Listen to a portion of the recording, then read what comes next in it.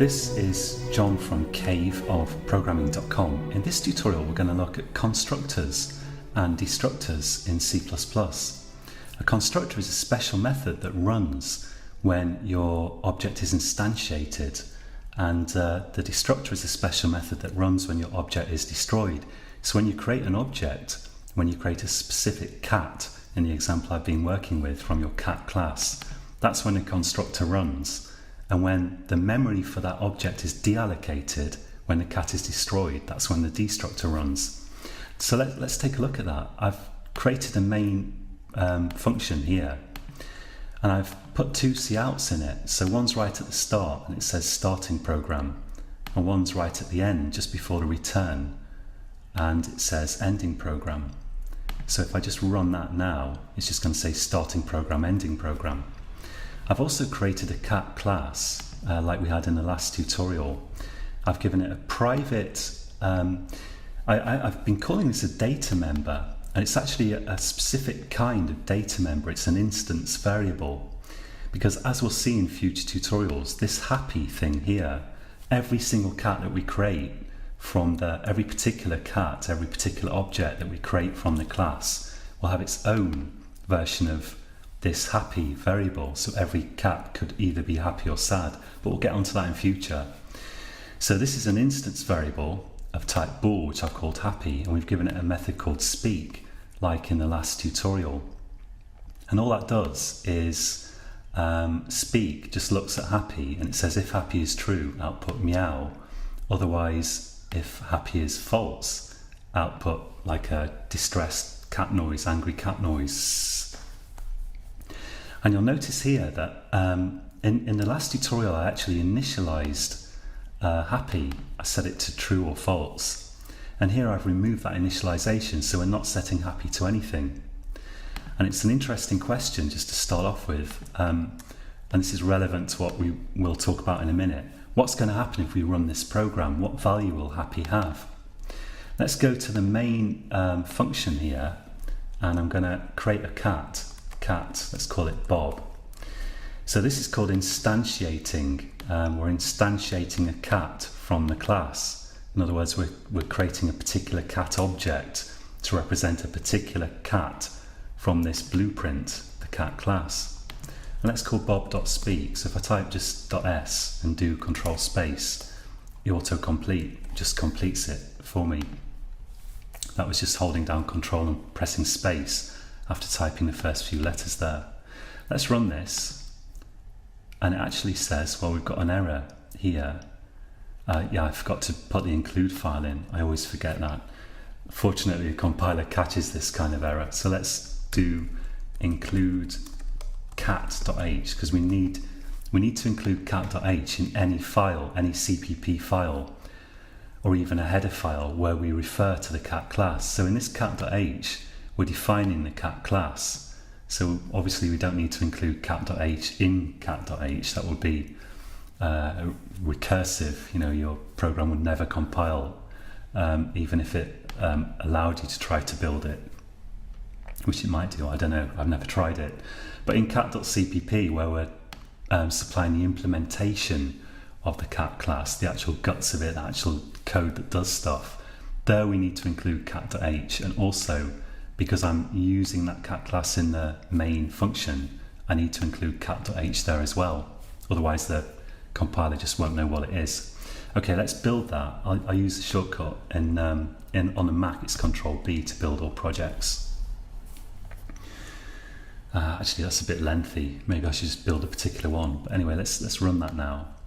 And it says S. So it's saying S, and if we look at the implementation here, that suggests that happy is false, because otherwise it would have said meow. And in actual fact, in C++, the instance variables like this bool happy are not initialized automatically. You have to give it a value. And if you don't do that, it's just going to have whatever garbage happened to be in the bit of memory that was allocated for this Boolean variable. So for whatever reason, in the bit of computer memory that this is using, there happened to be like a 0, or the equivalent of a 0 for a Boolean. and that's why it's false. But it could just as well have been, it could have been the equivalent of true. There could have been a 1 in there, and that might change depending on what programs you run and what happens with your operating system. So you must initialize variables. But as we saw in the last tutorial, at least in Eclipse CDT here, if I set this equal to true, we actually get a warning. Let's just save that and build it. It's probably not going to appear now. I've actually upgraded my Eclipse here to the latest version, which is Lunar at the moment. If you look at that, it says initialization of non-static data member, in-class initialization. So basically, we're going to look at static data members later on. This is a non-static data member. It's also known as an instance variable, and we shouldn't be initializing it in the class is what it's telling us, although that will run and it will compile and it will say meow, as we should expect if the cat is happy. So where should we initialize data members then? Well, a good place to do it is the constructor. So to create a constructor, which is a method that will run when we instantiate the class, let's go to this public section. Now, usually the convention I've chosen to follow, is that I start my variables and my function names, my methods, because we call, remember, a function a method if it's part of a class. I start them with a lowercase letter, but I have to make an exception for constructors and destructors, because they must have the same name as the class, and that's cat with a capital C. C++ is case sensitive. So I'm going to type cat here, round bracket, semicolon. And another thing about constructors and destructors, and this is a constructor, is that they don't have a return type. So all of the functions have a return type, even if it's void, which means that it doesn't return anything. That's still a return type. It just says this returns nothing. Constructors and destructors can't return a value, so they don't have any return type, not even void. They have nothing there. So all you need is the name of the class and round brackets like that with a semicolon. Let's define this constructor. Let's implement it. I'll go to cat.cpp and I'll put this above my other functions just because it's a logical place to do it, but you can put them in any order actually. So let's say here cat, remember no return type, colon colon, because we need this to associate the function with the actual cat class. And cat, which is the name of the function, it's the constructor. So in this case it's the same name as the class, round brackets, open and close the curly brackets. Let's have a C out, and let's say here cat created, and underneath that I'm also going to set happy equal to true, rather than setting it when we actually declared the variable, because that was, as we'll see later on, that's kind of a bit of a useless thing to do, and the proper place to do this is in the constructor. So we've set happy to true, and that's going to run, if we look at the main function, it's going to run at this point here when the actual object is instantiated, when the cat is created from the class. Let's run this. A particular cat called Bob is being instantiated from the class. So it says starting program, that comes out here. Then we instantiate the object, and it actually says cat created because the constructor automatically runs at that point. Then it says meow because we're running the cat.speak, bob.speak here. Then it says ending program, like that. We can also define a destructor which will run when the object is destroyed. So let's take a look at that. We'll go to cat.h, and a destructor is exactly the same as the constructor, like that, same name as the class, must be in the public section, except that it has a tilde at the start, so I'm going to put a tilde here, like that. And then we need to define that. Let's go to cat.cpp, and I'll put this below the constructor and above other functions, just because again it's a logical place to do it. It doesn't have to be there. And again we need the name of the class, colon colon, then the name of the particular function, which in this case is tilde cat, because it's the destructor and it has to have the same name as the class, and it has to have a tilde in front of it. And let's just put in there cat destroyed. So I'll run this and it will build automatically. And what's happening now, let's compare the output with the main function here. So it says starting program, cat created, that's at this point, then meow, then ending program, and then it says cat destroyed. Now the reason for this is that if we declare a variable like this, if we instantiate an object, we say the scope of this variable is the nearest pair of enclosing curly parentheses, curly brackets, which are these. So that's the scope is the region in which this object exists and in which we can actually use the variable. And so when we hit this closing curly bracket here, at that point the object will be destroyed. The memory associated with it will be given back to the operating system so that other programs can use it, and so that your own program could use that memory for something else potentially. And at that point the destructor is called, and that's why it's coming out just here after the last lines of the program. We can actually change that. So usually curly brackets are associated with a statement, like a function statement like here, or an if statement or a loop or something like that. But we can just gratuitously use curly brackets in our program if we want to. And that's not very common to do, but sometimes it's done just to specifically deallocate memory at a specific point in your program. So I'm going to put curly brackets before and after, before where we actually declare the cat object, the cat variable, before we instantiate the cat, in other words, and after the last point where we use it, which is when we call speak on it here. And let's just use the formatter shortcut. So it's Command-Shift-F on the Mac or Control-Shift-F on Windows, I think, to actually automatically format this. Remember, we've got to indent between curly brackets, and these are no exception.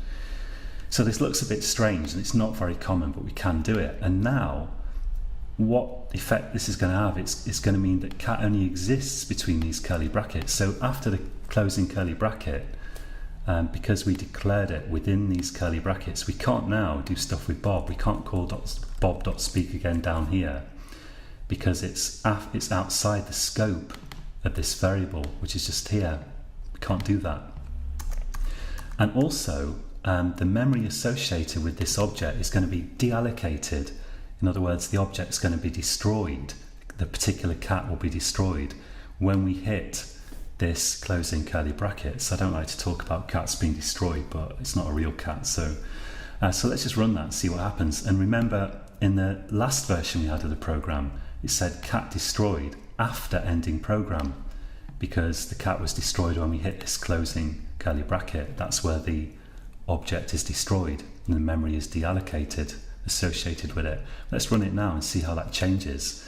So now everything is as before. Starting program, cat created, meow, but then it says cat destroyed. It says that before ending program, because the object is destroyed when we hit this closing curly bracket here, before we hit this line here.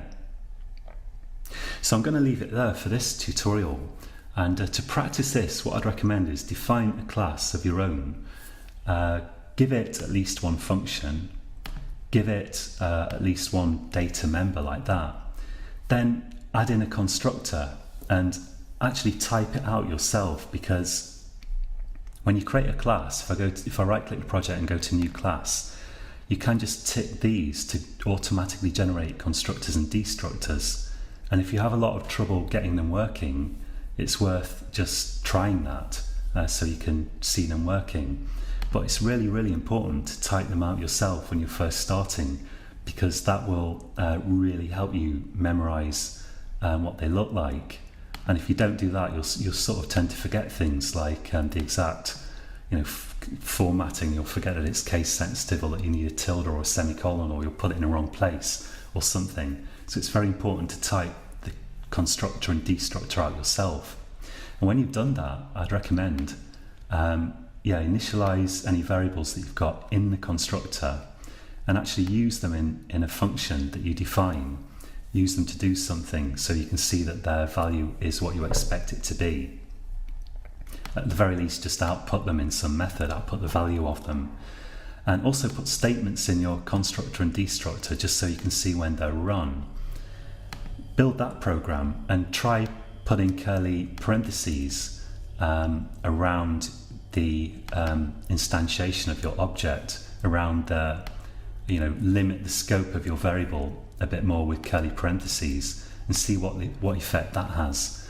And the great thing about doing all this yourself, even if you have to keep referring back to an example program like this one, which is normal, but the great thing is that you do uncover any weak spots in your understanding, and you might end up kind of scratching your head for some time, but eventually you'll see what you're doing wrong, and the longer you puzzle over it, actually, the better it ultimately sticks in your mind. So it's really a good thing to do, even if it's a little bit frustrating to type all that stuff out at first. It's well worth doing. So that's it for this tutorial, and until next time, happy coding.